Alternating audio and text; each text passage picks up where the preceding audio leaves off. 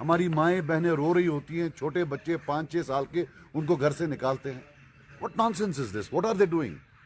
या हमारे एलजी साहब हैं, ये यूपी में हैं, क्या यूपी में सारी लैंड ले ली हैं सेक्रेटेरिएट में बैठे हुए? ये गांधी जी के 3 बंदर हैं, न इन्होंने कभी करप्शन की है, न ये कभी करेंगे। और जो सेक्रेटेरिएट से बाहर हैं, सारी गंदगी उनमें है।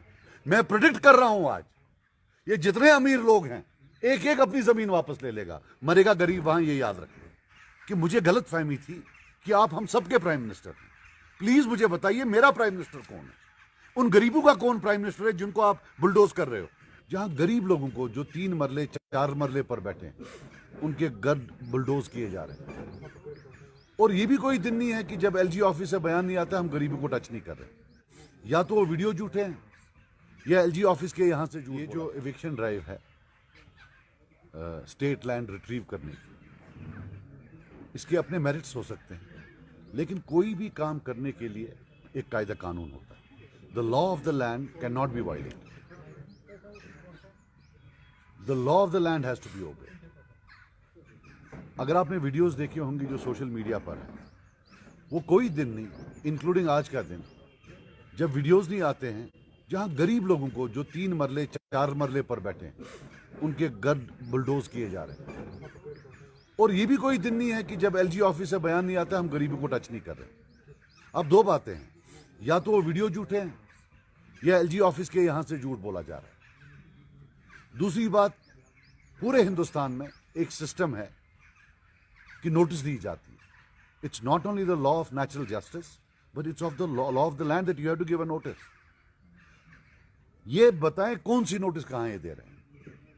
चलो अमीर लोगों को तो फिर भी नोटिस देते हैं। ये दिल पर हाथ रखकर करें, जिन गांव में ये गए हैं, वो 3 मरला 4 मरला वालों के पीछे किसी को नोटिस दी है? आखिरकार हर एक को हक बनता है कि वो एटलीस्ट अपने कागज तो देख ले। आके आना और बुलडोज करना, ये जो है, ये मुझे नहीं लगता है कोई तरीका। But the biggest question is, what is the objective of the government? Do they want to retrieve land और do they want to humiliate the people of Kashmir? मुझे लगता है humiliation is more important for them कि एक 500-200 police का दस्ता हो, revenue officer 50-60 हों, फिर हमारे जर्नलिस्ट भाई पहले आ गए होते हैं, फिर मार्केटिंग ऑफ इमोशंस। हमारी माएँ बहनें रो रही होती हैं, छोटे बच्चे 5-6 साल के उनको घर से निकालते हैं। What nonsense is this? What are they doing? और जम्मू कश्मीर तो हिंदुस्तान का हिस्सा है। All we are saying is that जो आप बाकी जगह हिंदुस्तान में कर रहे हो, वो आप इधर भी करो। वहां आपने सारी वो लैंड जो है वो रिट्रीव की है, वहां किसी के पास कोई लैंड नहीं है। या हमारे एलजी साहब हैं, ये यूपी में हैं, क्या यूपी में सारी लैंड ले ली? अब यहां आके कोई ये नहीं। और सबसे बड़ी बात है, I think this government should understand that at the end of the day it is a makeshift temporary arrangement. They should leave some bigger decisions to the new elected government. They can't take all the decisions. At the end of the day they are not elected by people. ये कितनी भी बात करें, हिंदुस्तान के आईन में states का अलग पावर है और यूनियन गवर्नमेंट का अलग पावर है। यहां इलेक्शन नहीं हुए हैं, इसलिए यूनियन गवर्नमेंट ने किसी बंदे को भेजा है कि भाई साहब आप तब तक देख रेख करो। No, he can't take decisions on behalf of the people of J&K. You know, I appeal to my Prime Minister कि मुझे गलत फहमी थी कि आप हम सबके प्राइम मिनिस्टर हैं। प्लीज मुझे बताइए मेरा प्राइम मिनिस्टर कौन है? उन गरीबों का कौन प्राइम मिनिस्टर है जिनको आप बुलडोज कर रहे हो? और मजे की बात एक और है, ये मैक्सिमम एनक्रोचर्स 90% मुसलमान हैं।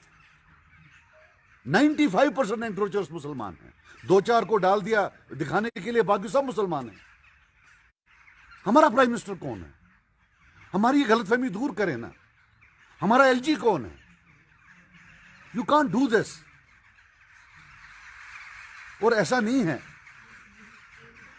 ये जो भी लोग कर रहे हैं एक कबाल है ऑफिसर्स का।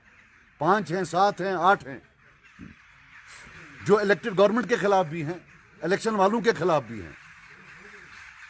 ये उनका कमाल है। और 2 साल के बाद एक भी यहां नहीं होगा, या वो रिटायर होके वापस चले जाएंगे। वो सब टूरिस्ट हैं।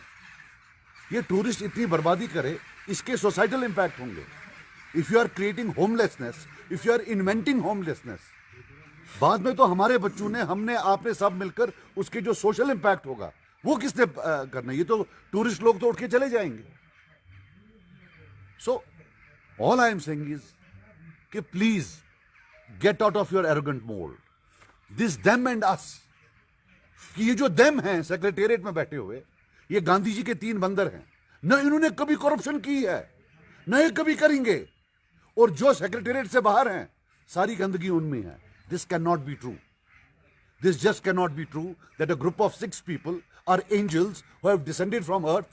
ना उनने पीछे कोई गलती की है, ना आगे करेंगे, और उनके पास इतनी मॉरल अथॉरिटी है कि वो गरीबों के घर में जाकर बुलडोज कर दें। And let them understand that there has been a history of conflict in this region. बड़ी मुश्किलों से we are trying to build our lives. Don't become disruptors in our lives.